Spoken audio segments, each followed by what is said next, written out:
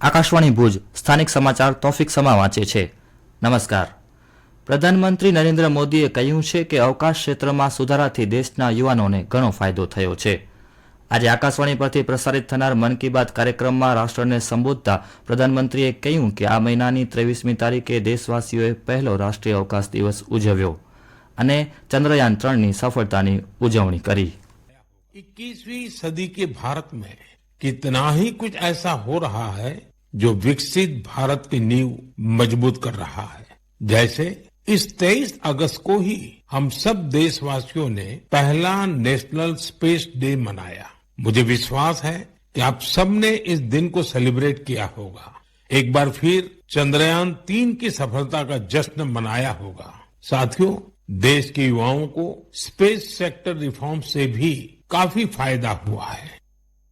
Shri मोदीए spacetech startup Galaxy आई टीमनी साथे पण वातचीत करी, जे आईआईटी मद्रासना भूतपूर्व विद्यार्थीओ द्वारा शरू करवामां आवी हती।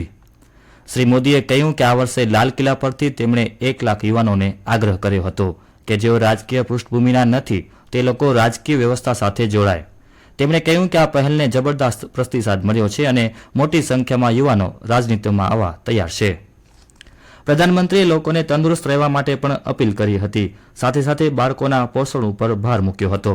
શ્રી મોદીએ કહ્યું કે આગામી થોડા દિવસોમાં પેરિસમાં પેરાઓલિમ્પિક્સ શરૂ થશે, જેના માટે તેમણે લોકોને #cheer4Bharat સાથે ખેલાડીઓને પ્રોત્સાહિત કરવા જણાવ્યું હતું। શ્રી મોદીએ આગામી તહેવારો જન્માષ્ટમી, ગણેશ ચતુર્થી, ઓણમ, મિલાદુન નબી અને તેલુગુ ભાષા દિવસ માટે લોકોને શુભેચ્છા પાઠવી હતી। આકાશવાણી ભુજ પરથી મન કી બાતને આવરી લેતું કચ્છી બુલેટિન આજે સાંજે 7:05 પ્રસારિત થશે। પ્રધાનમંત્રી નરેન્દ્ર મોદીએ મહારાષ્ટ્રના જલગાંવમાં આયોજિત લખપતિ દીદી મહાસંમેલનમાં સંબોધન કર્યું હતું। આ પ્રસંગે શ્રી મોદીએ જણાવ્યું કે આ યોજના અંતર્ગત દેશભરના સખી મંડળો માટે 6,000 કરોડ રૂપિયાથી વધુની રકમ જાહેર કરાઈ છે। દેશના પ્રધાનમંત્રી નરેન્દ્ર મોદીની વર્ચ્યુઅલ ઉપસ્થિતિમાં ભુજના ટાઉન હોલ ખાતે ધારાસભ્ય કેશુભાઈ પટેલની અધ્યક્ષસ્થાને લખપતિ દીદી કાર્યક્રમ યોજાયો હતો।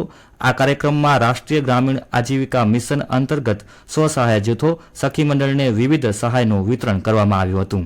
કાર્યક્રમમાં લખપતિ દીદીને સર્ટિફિકેટ વિતરણ, સ્વસહાય જૂથોને રિવોલ્વિંગ ફંડ, ક્લસ્ટર લેવલ ફેડરેશનને કોમ્યુનિટી ઇન્વેસ્ટમેન્ટ ફંડ, ફાળવણીના મંજૂરી પત્રો તથા કેશ ક્રેડિટ લોનના ચેકનું વિતરણ તથા શ્રેષ્ઠ બેંક સખી, કૃષિ સખી તથા લખપતિ દીદીના સન્માનપત્રો આપીને બહુમાન કરવામાં આવ્યું હતું। આ પ્રસંગે નમો ડ્રોન દીદી નીલમ ભીમાણી, બેંક સખી પ્રિયા ભટ્ટ તથા પશુ સખી હિનાબેન રબારીએ પોતાના અનુભવો મહિલાઓને જણાવી પ્રેરણા પૂરી પાડી હતી। આ કાર્યક્રમમાં ધારાસભ્યો, કચ્છ કલેક્ટર, વિવિધ વિભાગના અધિકારીઓ અને મોટી સંખ્યામાં મહિલાઓ ઉપસ્થિત રહી હતી। રાજ્યમાં છેલ્લા 24 કલાકમાં સાર્વત્રિક વરસાદની સ્થિતિ છે। ખાસ કરીને દક્ષિણ ગુજરાતના વલસાડ, તાપી, નવસારી, સુરત, નર્મદા તેમજ પંચમહાલ જિલ્લાઓમાં ભારે વરસાદ પડ્યો છે।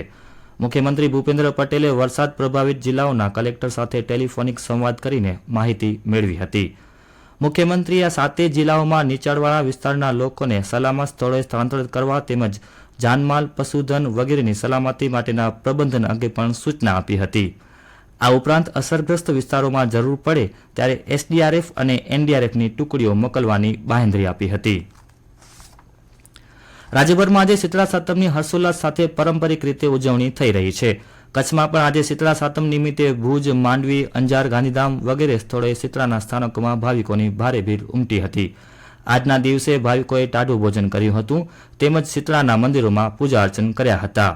આજથી ભુજના હમીરસર તળાવના કિનારે સાતમ આઠમના પરંપરાગત લોકમેળાનો આરંભ થયો છે। આ મેળાનો પ્રારંભ ભુજ નગરપાલિકાના પ્રમુખ રશ્મિબેન સોલંકીએ કર્યું। તેમની સાથે વિવિધ રાજકીય અને સામાજિક અગ્રણીઓ અને શહેરીજનો ઉપસ્થિત રહ્યા હતા। મેળામાં વિવિધ સામાજિક સંસ્થાઓ એમના સ્ટોલ ગોઠવ્યા છે। 2 દિવસ ચાલનારા આ મેળામાં ખાદ્ય પદાર્થ, રમકડાના સ્ટોલ, મનોરંજનના સાધનોની લોકો મોજ માણી રહ્યા છે। ભગવાન શ્રી કૃષ્ણના જન્મોત્સવ જન્માષ્ટમીના કચ્છમાં વિવિધ કાર્યક્રમો સાથે આવતીકાલે ઉજવણી કરવામાં આવશે। મટકી ફોડ, શોભાયાત્રા સહિતના આયોજનમાં ભાવિકો જોડાશે। વિશ્વ હિન્દુ પરિષદ દ્વારા જન્માષ્ટમી નિમિત્તે ભુજ ખાતે ભવ્ય શોભાયાત્રાનું આયોજન કરવામાં આવ્યું છે। શિરોમણીરાય મંદિર ખાતેથી શોભાયાત્રાને સાધુ સંતો તેમજ કચ્છ મોરબીના સાંસદ વિનોદ ચાવડા સહિતના મહાનુભાવો પ્રસ્થાન કરાવશે। સમગ્ર જિલ્લામાં કૃષ્ણ જન્મોત્સવની ઉજવણી આરતી, મહાભિષેક તેમજ મટકી ફોડ સાથે હર્ષોલ્લાસ સાથે ઉજવણી કરવામાં આવશે. અને આ સાથે સ્થાનિક સમાચાર પૂરા થયા. નમસ્કાર.